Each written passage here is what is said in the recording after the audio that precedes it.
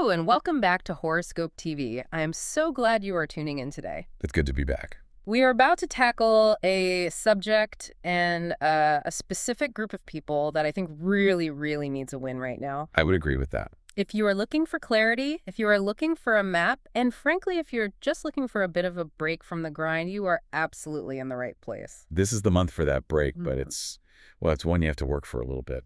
Today, we are turning the spotlight entirely on one specific sign. If you were born under the sign of the Virgin, if you are a Virgo, this session is entirely for you. We are going to be breaking down the astrological landscape for February 2026. And let me just say right off the bat, if you are a Virgo or if you love a Virgo, you are going to want to take notes on this one. February is not just another month on the calendar. No, it really isn't. We are talking about a pivotal moment in time. We have significant planetary shifts, we have eclipses, and we have some very distinct, somewhat tricky retrograde energy. It is a complex month, to say the least. I feel like complex is the polite way of saying chaotic. I've been looking at the data, and honestly, for a sign that loves order, for a sign that loves a spreadsheet and a plan, this month looks a little bit Like a roller coaster. exactly a roller coaster. Why does it feel so intense right now for them? It feels intense because the energy is swinging wildly. Our mission today is to help the Virgo listener navigate a month that really swings between two extremes. On one hand, you have this foggy confusion where you can't quite see the path ahead. Right. But on the other hand, there is this massive, liberating relief waiting for you just around the corner. Okay, foggy confusion versus liberating relief. That is quite the spectrum. What are the headlines here? If we had to put this on a billboard for Virgos, what are the big events we are looking at? The headline is threefold, really. First, we have the movement of your ruling planet, Mercury. That is always headline news for a Virgo because it governs how you think, how you process. This is their operating system. It is. Second, and this is the big one, we have a massive shift involving Saturn leaving a very difficult sector of your chart after two long years. Yeah, that's huge. And third, we have a life-changing solar eclipse right in your house of routine, work, and health.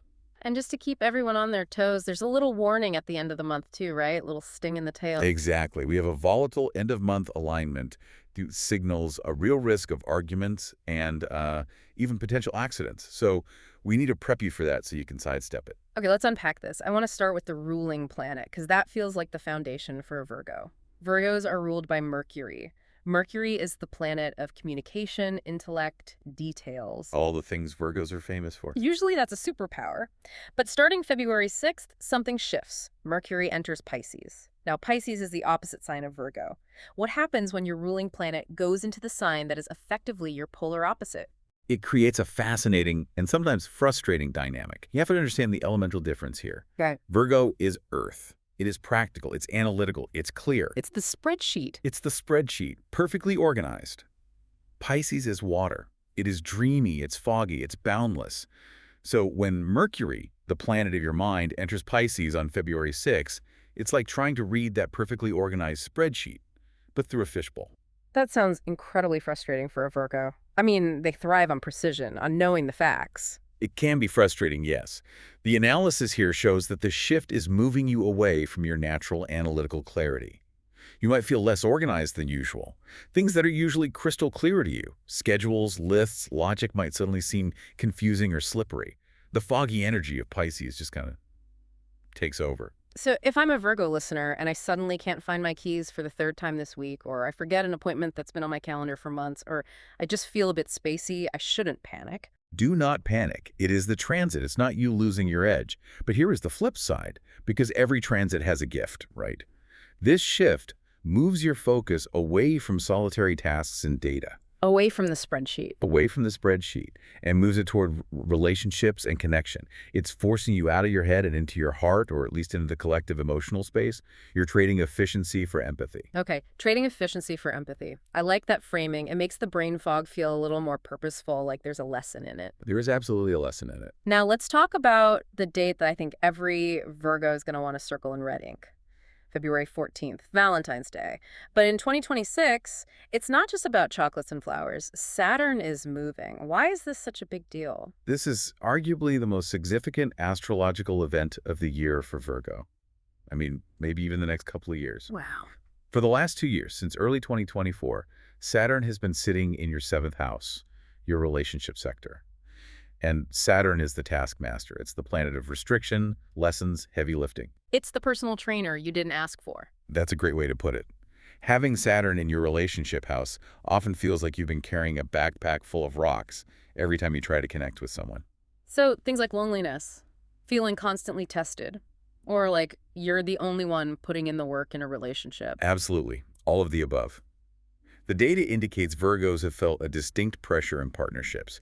Maybe it was a feeling of duty or a sense of responsibility that felt heavy, or just a sense that relationships were work, hard work. Not fun. Not fun at all. But on February 14th, Saturn moves out. It leaves that sector and enters Aries. And the crowd goes wild. They should.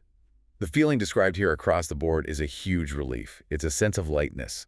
Imagine taking that backpack of rocks off after a 2-year hike up a steep mountain. You'd probably just float away. You feel that buoyancy. You are closing a difficult chapter. You are finally free from that constant feeling of duty or heaviness in your connections. It's a fundamental shift in how you relate to others. That is fantastic news. So we have the brain fog of Mercury, which is a challenge, but we have this massive emotional liberation from Saturn. Before we get into the specifics of love and work, there's one more general shift early in the month. February 4th, Uranus goes direct. Yes, and this adds another layer of unpredictability. Uranus is the planet of surprise, breakthroughs, and sudden change. It's been retrograde, so its energy has been more internal, maybe causing some inner restlessness. But on February 4th, it wakes up. And where is it waking up? It's in your ninth house. This is the house of higher learning, travel, philosophy, and your belief systems. So what does that look like on a Tuesday for a Virgo? What does that feel like? It looks like a sudden hunger. Not for food, but for knowledge, for experience. You might get a sudden, out-of-the-blue opportunity to travel for work or pleasure. Or you might just wake up with an intense urge to sign up for a class, learn a new language, or dive into a topic you've never considered before. So your mind, even though it's a bit foggy on the day-to-day details because of Mercury, is incredibly open to these huge new experiences. That's the paradox. Yeah. You're hungry for the big picture. You want to expand your horizons. It's a desire to break out of the mundane. I love that. It's like, I might not know where I put my car keys, but I definitely want to learn about ancient philosophy right now. Precisely. It's a very expansive energy, and it's a great time to lean into that impulse to learn something new. Okay, let's zoom in. This is fascinating. We touched on Saturn leaving the relationship sector, but let's do a proper analysis of the love and relationship sector for February. This is usually the part where people turn the volume up. It is, and for good reason this month. You mentioned February 6th and February 10th are key dates. What's happening there? So we are seeing what I would call a romantic peak in the first half of the month.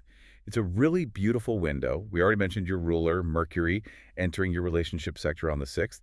That gets you thinking and talking about partnerships. It puts your focus there. It puts your focus there. But then on February 10th, Venus follows suit. Venus enters Pisces, your 7th house of partnership. And Venus is the planet of love, beauty, harmony. Correct. And not only that, but when Venus is in Pisces, it is considered exalted.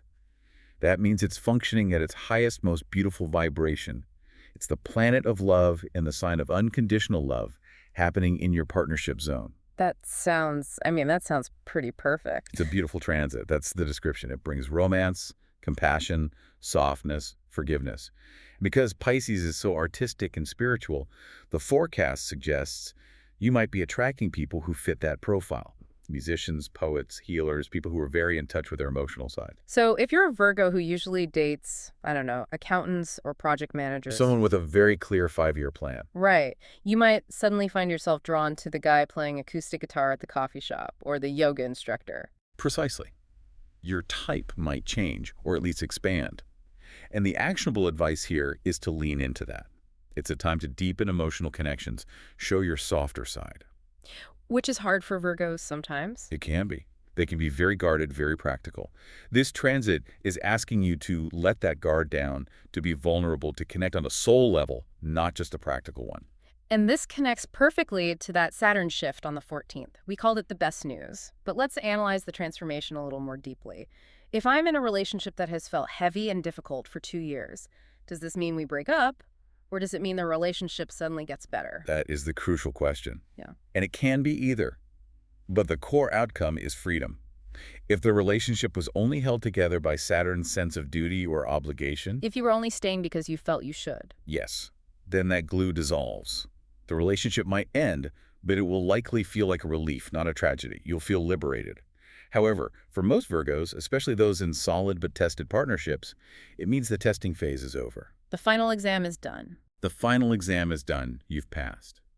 You move from feeling tested or lonely, even when you're lying next to your partner, to feeling free to just enjoy the person again. The heaviness evaporates, the work is done, and now you can reap the rewards.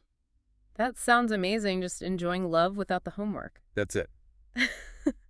But there is a little bit of internal work happening too, isn't there? Right at the start of the month, February 1st, there's a full moon in Leo. Now for Virgo, Leo rules the 12th house. That's the house of secrets, right? The subconscious. It's all of that. The 12th house is the house of the subconscious, of secrets, of karma, and of things we hide from ourselves. It's our blind spot. A full moon there is like a sudden bright spotlight being turned on in a dark, dusty attic. So you find things you didn't know were there. Exactly. You might have a very private, very internal realization about your feelings. It's a moment of release. The data suggests you might finally let go of a past hurt, past relationship, or an old belief about love that has been blocking you from moving forward. So it's not a big dramatic event, it's more of a quiet click inside. A quiet, internal pop. A realization that clears the way for all that beautiful Venusian romance that's coming later in the month. You have to clear out the old to make room for the new. Okay, so we have the romance, we have the relief from Saturn, we have this internal release. The first half of February sounds incredible for love, but then the end of the month arrives. Yes. And the forecast gets a little darker. February 26th, Mercury goes retrograde. Yes. And not just anywhere.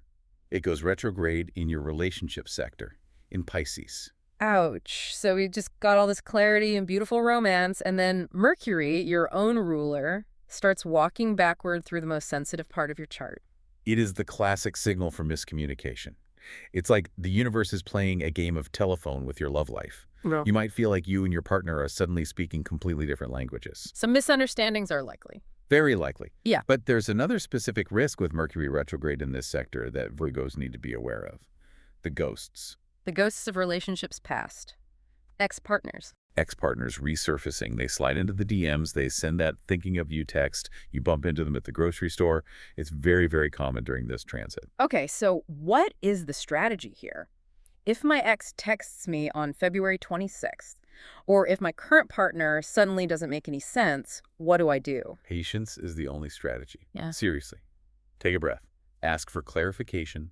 Do not assume the worst.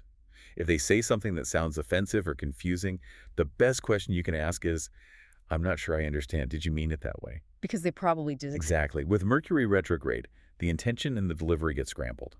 As for the ex, just remember why they're an ex is usually not a sign to get back together. It's unresolved energy coming up for review. Acknowledge it and let it go. And then, as if that weren't enough, just one day later, February 27th, we have Mars squaring Uranus. That sounds violent. It is volatile. It's not a subtle energy. Mars is the planet of aggression, action, and anger. Uranus is the planet of sudden, unexpected, explosive events. When they form a square, a 90-degree angle, it creates immense tension. Like a lightning strike. A perfect analogy. The warning here is about sudden flare-ups of temper, and the forecast gives us very specific triggers to watch out for. Okay, what are they? Controversial topics, specifically politics and religion. Anything that falls under the umbrella of big, passionate belief systems. So, on February 27th, do not bring up the election. Do not bring up theology at the dinner table with your partner's family. Please don't. Avoid those topics on that specific day. If you don't, you are risking a surprisingly heated fight that comes out of absolutely nowhere and can do real damage. Got it. Note to self, talk about the weather on February 27th. And only the weather. a very wise choice. Let's pivot to the other big pillar of life, work and career. Virgos love work. It's their domain, their place of service, and there's a massive event happening here. February 17th, a solar eclipse in Aquarius. This is huge. For Virgos, this could be the most important career event of the year. The solar eclipse is landing in your 6th house. The 6th house is literally the house of Virgo. It's your home turf. So what does it rule again? It rules your daily routine, your work, your health, your habits, and your relationships with coworkers or employees. So an eclipse there is a big deal. A solar eclipse is not just a new moon. It is a supercharged new moon. It's a cosmic portal. It signifies a massive new beginning and a major reboot. A reboot. I like the sound of that. What does that actually look like in a career context? What could a Virgo expect? It can manifest in a few different ways. It could be getting a new job offer completely out of the blue. It could be starting a major new project that defines your year. Or it could be sudden changes in the workplace environment, like a corporate restructuring, a new boss coming in, or a shift to remote work. The forecast mentions a mission associated with this eclipse. What's that about? Yes, the energy of this eclipse is asking you to find new and better ways to be of service. Virgos live to be helpful and to fix things. This eclipse is putting a high demand on your incredible analytical skills. It's the universe saying, look at your daily routine, look at your systems. They're broken, or at least outdated. Yeah. Fix them, make them better. So it's a call to innovate in your daily life. Innovate and improve. You'll be in high demand for your ability to streamline processes and find efficiencies. And it mentions a personal life impact too, right? Something about pets. Yes, which is the fun one. Yeah. The sixth house also rules small animals. So this new beginning in your daily routine could literally be adopting a puppy or a kitten, which, let's be honest, That would definitely overhaul your daily schedule. a puppy would absolutely disrupt the spreadsheet, Yeah, in the best way, perhaps. I love that. Now, we have to talk about Saturn again. We celebrated Saturn leaving the relationship sector, but it has to go somewhere. On February 14th, it enters Aries, which for Virgo is the 8th house. This shifts the focus to business and money. Correct. The work never really stops with Saturn, it just changes departments. The eighth house rules shared resources, investments, debt, taxes, inheritance, basically, Yep. other people's money, and deep financial entanglements. So it's complex money stuff. It's very complex. When Saturn, the teacher of discipline and reality, enter this house, it requires deep focus and research. This is not a time for casual investing. So we're moving from relationship work to financial work. Precisely. Over the next 2 years, you might find yourself taking on roles that involve managing budgets, handling a family estate, or dealing with complex tax situations. But there is a warning here. Saturn restricts before it rewards. The forecast warns of potential financial restriction coming from others. What does that mean? Like what? It could be a partner's income dropping unexpectedly, or a bonus you were counting on from your company going missing. It forces you to become more self-reliant and to rely on your own resources. That sounds really stressful. Can be. But Saturn's goal is always maturity. It's asking you to tighten the ship regarding shared finances, to eliminate debt, and to build a rock-solid financial foundation for yourself. We also see some other disruptions in the work sector. The Sun squares Uranus on February 16th, just before the eclipse. Yes, that aspect brings unexpected news. It's a jolt. It's likely to be related to work trips, legal matters, or higher education. The advice here is all about schedule flexibility. If you have a rigid plan for business travel around the 16th, have a backup plan. Expect delays or sudden changes. And then our friend Mercury Retrograde on the 26th strikes again in the workplace, not just in love. Well, it's retrograde in your partnership sector, and that includes business partnerships and clients. So you can expect tricky communication with clients. Contracts could be delayed or filled with errors. What's the advice? The advice here is explicit. Do not sign new agreements during this retrograde if you can possibly help it. The last few days of February are for reviewing current partnerships, not initiating new ones. If you sign a contract on the 26th, you will almost certainly have errors or need to be renegotiated later. And the Mars-Uranus square on the 27th, we know it causes fights in love, but what does it do at work? It creates frantic energy, a feeling of being pulled in a million directions at once. It's stress related to deadlines and unexpected problems. The big warning here is against multitasking. Which Virgos are usually great at. They are masters of it. But on the 27th, if you try to juggle 3 important tasks at once, you will drop all 3. Focus. Do one thing at a time, slow down to speed up. Okay, let's follow the money. We touched on the 8th house with Saturn, but let's look at the broader financial landscape for February. You mentioned the financial landscape shift. This is a 2-year cycle you're talking about, right? It is. Saturn in the 8th house demands a very disciplined approach to your finances, especially where others are involved. This isn't about getting rich quick. No lottery ticket. No, it's about the serious grown-up side of money. The mission for the next 2 years is paying off debts. It's about creating long-term financial plans, like retirement savings or investment strategies. It's about building financial maturity.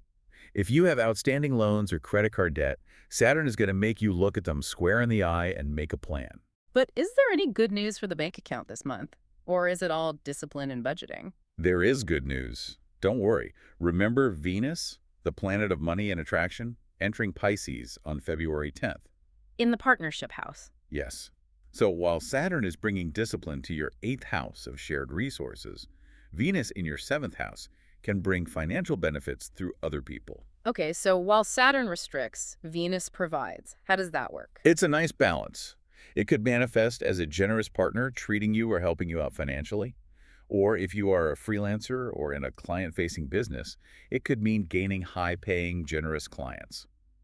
People want to give you money. They see your value when Venus is in this position. And the solar eclipse factor, how does that play into money? Well, since the eclipse on the 17th is in your work and job sector, a major change in your job often leads to a different salary structure. So that massive new beginning in your work life is directly tied to a potential shift in your income. It could be a raise, a new salary, or even starting a side hustle that becomes lucrative. We have to talk about the risks, though. We already mentioned avoiding contracts during the retrograde, but that Mars-Uranus square on Feb 27th pops up in the finance section of the forecast, too. It does, and it's a very specific warning. Mars will be in your 9th house, which rules foreign places, legal matters, and publishing squaring Uranus. This creates a risk of sudden, unexpected expenses related to travel, education, or legal issues. So don't book a spontaneous, expensive trip to a foreign country on the 27th. Definitely not. Yeah. Or if you do, make sure it's fully insured. And this is not the day to take financial risks of foreign markets. If you're thinking about investing in a foreign currency or a company overseas, just wait a few days. The energy is too unstable. Good to know. Okay, moving on to health and wellness. You mentioned the solar eclipse is in the 6th house, which rules health. This feels like a really big theme for Virgos this month. It is a major priority. The 6th house is Virgo's natural domain, and health is a key component of that. The eclipse is a powerful wake-up call. If you have been neglecting your body, this transit will tap you on the shoulder, or maybe shake you by the shoulders, and demand attention. It's urging better care of your physical vessel. So it's the perfect time to start a new diet, a new gym membership, all those things we promise ourselves we'll do. All of the above. It's an incredibly potent time for starting a new health regimen. And interestingly, the forecast specifically mentions the role of technology in this. Oh, how so? Using apps to track your calories or your steps, using gadgets like smartwatches to monitor your heart rate or sleep. Virgos love data and tracking progress. This fits perfectly. Gamifying your health with tech is a very strong and successful strategy for you this month. What about the mental side of things, rest and mental health? Super important. That February 1st full moon in your 12th house is a scream for rest. The 12th house rules sleep, retreat, and solitude.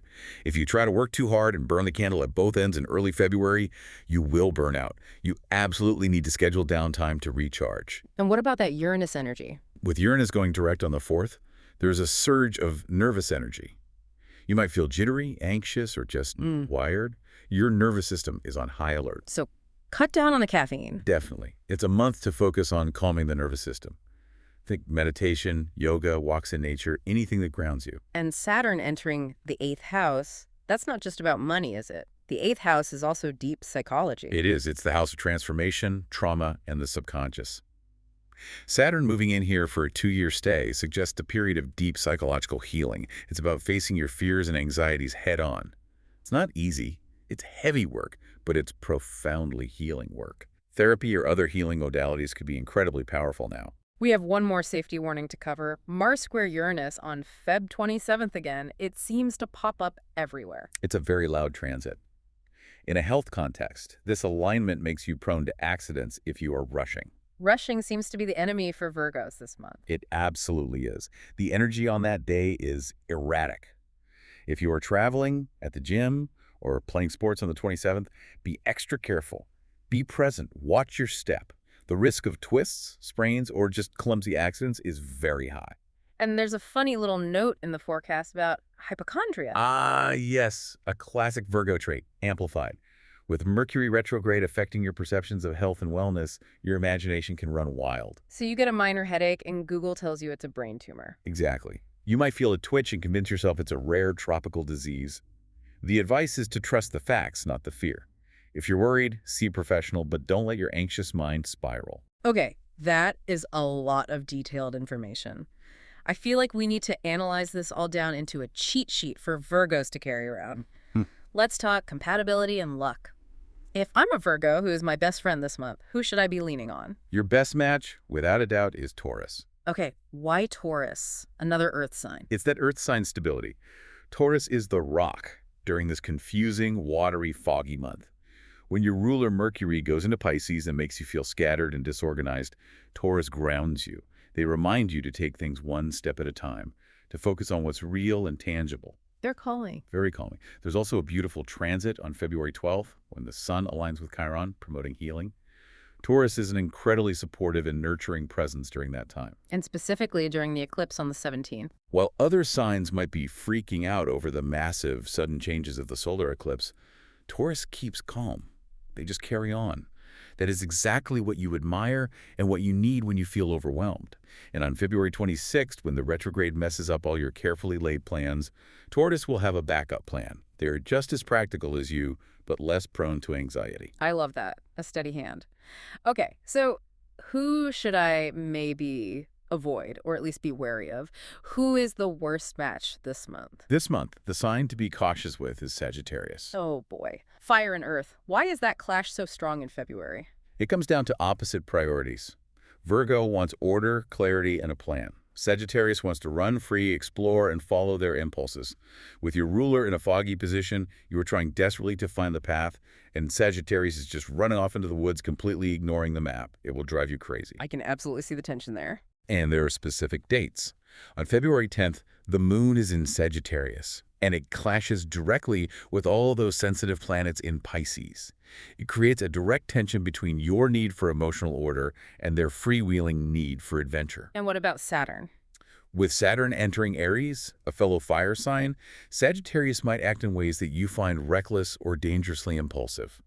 You will view their optimism as foolishness, and they will view your caution as pessimism. It's just a recipe for frustration this month. Okay, avoid the Archer if possible. Got it.